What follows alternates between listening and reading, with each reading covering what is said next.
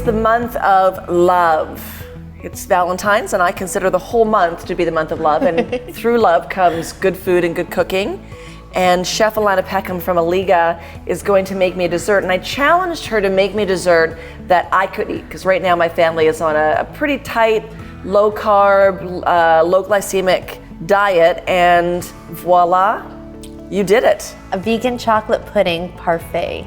And there's nothing pudding about it. Like, you're using some seriously healthy ingredients. No dairy goes into it, no starches go into it. Yeah, all no thickeners. No, and it's a raw pudding as well. We're not cooking it. And what are some of the main ingredients? So we've got avocado and tofu, silken tofu, make sure it's soft, as the base of our pudding, dark chocolate, flax seeds, and then it's going to be served with a raspberry compote that's raspberries, chia seeds, and an orange flavored flax oil. I have to say, I've actually already tasted this, and I know that it's to die for. Like, you cannot believe that this is so incredibly healthy. So let's get started. Absolutely. So into a pot here, we are going to put raspberries. Can you use frozen raspberries if they're out of You season? can definitely use frozen raspberries. Okay. There's a little bit of water in there as well. I am sweetening it with just a little bit of agave syrup, about a tablespoon, but that's going to be up to you how much you want to add. And for me, low carb, low glycemic, I would use Splenda, because I like that as a sweetener, or some stevia as well, just to sweeten it up a bit. Perfect. Okay. And if your raspberries are sweet enough, use nothing. Right. Into this pot here, we've got hot water on the bottom, not boiling. You don't want the steam to get into the chocolate or it will seize it. Okay. We are going to add our dark chocolate just to melt it. Okay. And as that goes, we're going to get the pudding part done. Let's quickly talk about seizing, and the importance of how you steam your chocolate is incredibly important. So a lot of people will melt their chocolate in the microwave, because then that eliminates the chances of seizing it with water. Yep. But you do have to do it slowly, because if you melt it on too high of a heat or for too long, you can actually burn that chocolate. As the water's steaming and bubbling, if it's too high, it will get into the chocolate, and those water molecules will cause the chocolate ones to seize and go clumpy. Yes. And then you don't get smooth chocolate. And so an avocado, you want to go straight in. I'm going to still a bit of water to put in here. Yes, please. Twirl it, and then we're going to rotate it to spin it off.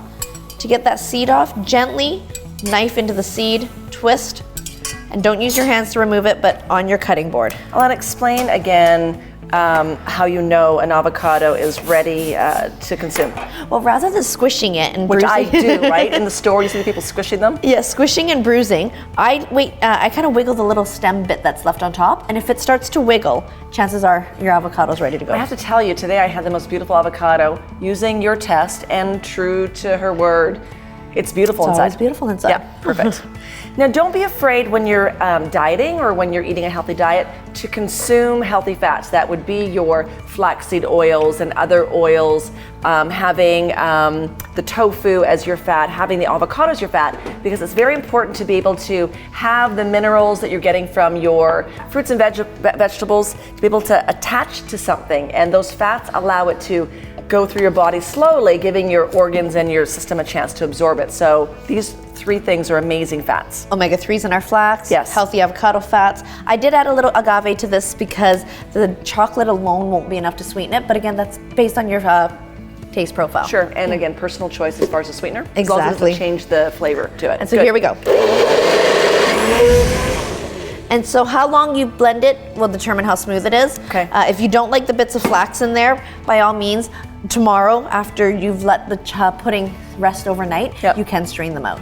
You know what, I had it early. It's not really that much of a problem as far as the texture. I don't find it a problem either. I don't mind it myself, but if you do want a smoother pudding, absolutely, take it out. I'm gonna let you work over here now.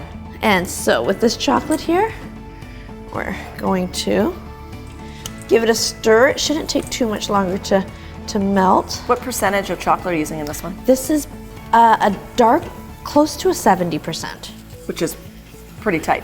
Now you know, and I know, that chocolate can be actually very good for you. There's a ton of reasons why, as you can see on the lower part of the screen, why chocolate can be, I'm very high, sorry about that. That's okay. Why chocolate's actually very good for you. It makes me happier. It does. It releases endorphins, doesn't it? It does, right?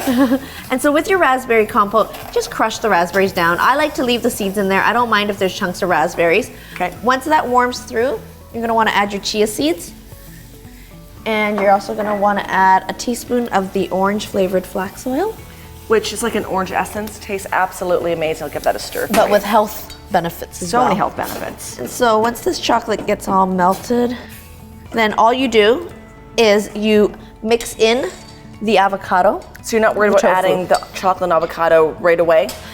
You can let that cool a little bit. Okay. You don't have to add it when it's super hot, but once that gets added, ta-da, you end up with chocolate pudding. And like the chocolate pudding and the raspberry compote though, I do like to let it rest overnight before using it. The coldness changes the whole texture. It does, it thickens it up and it holds it together better. If you want a copy of this recipe, please go to Alligga's website, and Alana all this month will be available to answer your questions through her Twitter handle, which is? At Alana Peckham. Yes, good.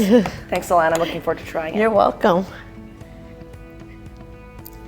Maybe minus the cookies for me. You got it. Because I'm really actually gonna eat the whole thing this time. And there we go. Do you want to give me a kiss? No, don't. It's okay. Cheers. Happy Valentine's Day. Happy Valentine's Day.